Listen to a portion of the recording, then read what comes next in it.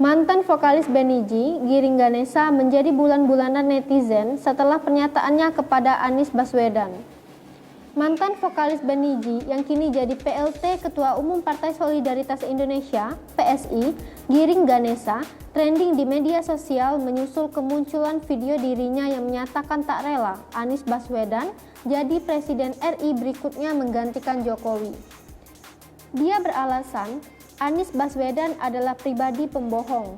Anies sendiri saat ini menjabat Gubernur DKI Jakarta dan gara-gara kakinya tercebur got saat menyapa warga, oleh netizen disebut-sebut bakal menjadi Presiden RI.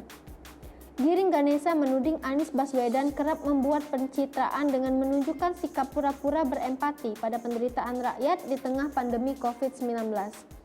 Karenanya, Giring berharap Indonesia tidak jatuh ke tangan Anies Baswedan pada Pilpres 2024 mendatang. Pernyataan Giring yang dibagikan DPP PSI itu sontak mengundang reaksi keras para netizen pendukung Anies.